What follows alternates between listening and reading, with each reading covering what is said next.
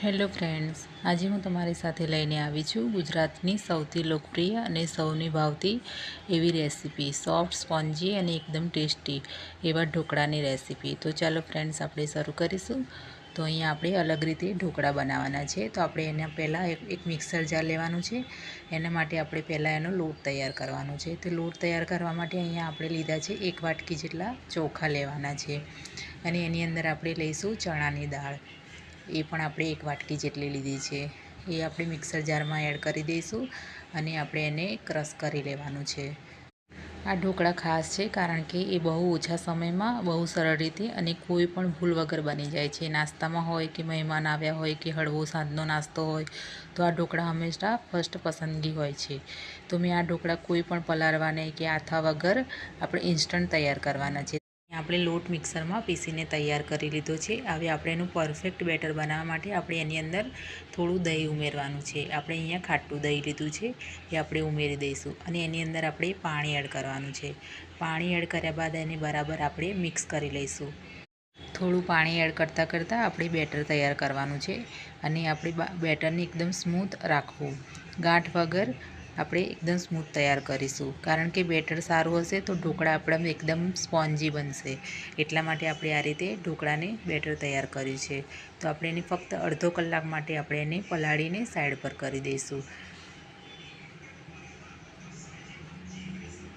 તો આપણે અહીંયા અડધા કલાક બાદ આપણે ખોલીને જોઈ લઈશું। તો અહીંયા આપણું બેટર એકદમ પરફેક્ટ એવું બનીને તૈયાર થઈ ગયું છે। તમે જોઈ શકો છો એકદમ પરફેક્ટ આપણું બેટર તૈયાર છે। તો આપણે એની અંદર હવે મસાલા એડ કરવાના છે, જે આપણે ઢોકળાનો એકદમ સ્વાદ અને ટેસ્ટ અલગ તૈયાર કરી દે છે। એ આપણે ઢોકળા માટે આપણે અહીંયા હળદર પાવડર એડ કરીશું, એ અડધી ચમચી લીધો છે મેં। એની અંદર આપણે એડ કરીશું લસણ। આપણે લસણને પહેલાં જ કૂટીને તૈયાર કરી લીધું હતું।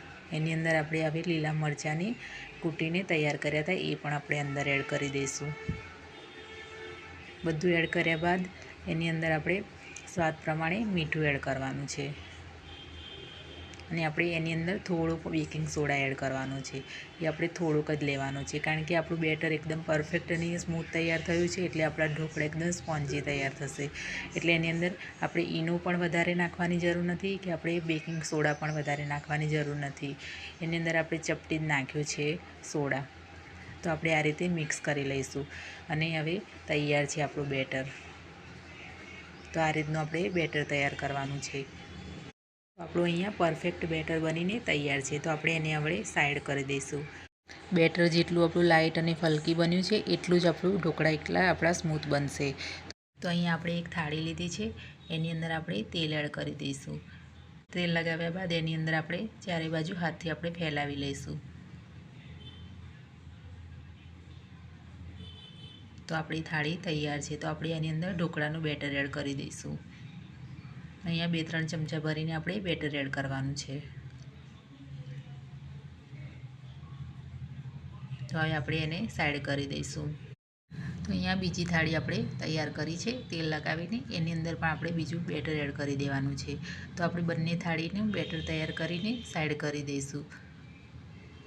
તો અહીંયા આપણે એક સ્ટીમર લીધું છે, એની અંદર આપણે પાણી એડ કર્યું હતું 2-3 ગ્લાસ જેટલું અને એને ગરમ કરી લીધું છે। હવે આપણે થાળી જે બનાવી હતી એ તૈયાર કરેલી એ આપણે બંને અંદર મૂકી દેવાની છે અને આપણે 15થી 20 મિનિટ માટે આપણે ઢોકળાને સ્ટીમ કરી લેવાના છે। બરાબર આપણે ફીટ ઢાંકીને મૂકવાનું છે। તો અહીંયા 20 મિનિટ બાદ આપણે ખોલીને જોઈ લઈશું। તો તમે જોઈ શકો છો ઉપરથી જ દેખાય છે કે આપણા ઢોકળા એકદમ તૈયાર થઈ ગયા છે। તો આપણે અંદર જોઈ લઈશું તો આપણા ઢોકળા બનીને તૈયાર છે। તો આપણે એને બહાર કાઢી લઈશું ને એકદમ ઠંડા કરી લઈશું। ઠંડા કર્યા બાદ જ આપણે એને કટ કરવાના છે। તો અહીંયા ઠંડા થઈ ગયા છે, તો આપણે આ રીતે પીસીસ કરી લઈશું। આ ઢોકળા ખાવા માટે આપણે તુવેરની દાળ બનાવી છે। તુવેરની દાળ આપણે લસણવાળી બનાવી છે। એ તમારે એની રેસીપી જોઈતી હોય તો મને કમેન્ટમાં જરૂરથી જણાવશો, તો હું તમારી સાથે રેસીપી શેર કરીશ। અને અહીંયા લીધી છે આપણે લસણની ચટણી, એ પણ આપણે બનાવીને તૈયાર રાખી છે। તમારે એની રેસીપી જોઈતી હોય તો પણ કમેન્ટમાં જરૂરથી જણાવશો, તો હું એ રેસીપી તમારી સાથે શેર કરીશ। તો આપણા અહીંયા ઢોકળા તૈયાર થઈ ગયા છે। ફ્રેન્ડ્સ, તમે જોઈ શકો છો કેટલા સોફ્ટ અને સ્પોન્જી ફૂલેલા ઢોકળા બન્યા છે। એકદમ ઘરના બનેલા અને શુદ્ધતા સાથે આ ઢોકળા આપણે તૈયાર કર્યા છે। એકદમ સોફ્ટ એવા બન્યા છે અને જાળીદાર બન્યા છે, તમે જોઈ શકો છો. તો આ ઢોકળા તમે સવારના નાસ્તામાં કે સાંજના ટી ટાઈમમાં અથવા મહેમાનો માટે યા બાળકોને નાસ્તામાં પણ આપી શકો છો ફ્રેન્ડ્સ. આપણે વઘાર કરવાનો છે, તો એના માટે આપણે તેલ લીધું છે. આપણે તેલ થોડું વધારે જ એડ કરવું પડે છે, કારણ કે આ ઢોકળાને આપણે એકદમ કુરકુરા બનાવવાના છે. તો એની અંદર આપણે 1 ચમચી ભરીને રાઈ એડ કરવાની છે. એની અંદર આપણે ચપટી હિંગ ઉમેરી દઈશું અને આપણે કઢી પત્તા એડ કરી દેવાના છે. અને આપણે લીલા મરચાં આપણે આ રીતે કટ કરીને લીધા છે, એ પણ આપણે અંદર એડ કરી દઈશું. અને હવે આપણે ઢોકળા અંદર એડ કરી દેવાના છે. આપણે બીજી બાજુ પણ પલટાવતા જઈશું. આ રીતે આપણે 2-3 વાર પલટાવતા જવાનું છે, તો આપણા ઢોકળા એકદમ નીચેથી કુરકુરા બની જાય. બંને સાઈડ આપણે આ રીતે ફેરવતા જઈશું. તો તમે જોઈ શકો છો એકદમ કલર એનો ચેન્જ થઈ ગયો છે અને એકદમ કુરકુરા એવા બનીને તૈયાર થઈ ગયા છે. તો તમને ખ્યાલ આવી ગયો હશે ઢોકળા જોઈને જ કે આ ઢોકળા કેટલા સ્પોન્જી અને કેટલા કુરકુરા અને એવા કેટલા સરળ રીતે તૈયાર કર્યા છે આપણે. તો તમે જોઈ શકો છો. તો અહીંયા આપણે ઉપરથી હવે તલ એડ કરવાના છે, કારણ કે મેં પહેલેથી નાખ્યા હોય તો તલ બધા બળી જાય, એટલા માટે આપણે ઉપરથી નાખ્યા છે. હવે એની પર આપણે કોથમીર એડ કરી દઈશું. તો આપણા અહીંયા ઢોકળા બનીને તૈયાર છે. તો આ રીતે ઢોકળા બનાવીને ખાશો તો બધાને એટલા પસંદ આવશે, વારંવાર બનાવવાનું મન પણ થાય છે અને ફટાફટ તૈયાર પણ થઈ જાય છે. તો આપણે એને સર્વ કરી લઈશું. જો તમને આજની આ સિમ્પલ અને સરળ રેસીપી ગમી હોય ફ્રેન્ડ્સ, તો વિડીયોને લાઇક કરો, તમારા મિત્રો પરિવાર સાથે શેર કરો અને મને કમેન્ટમાં જરૂરથી જણાવશો. તો ફરી મળીએ એક નવી રેસીપી સાથે.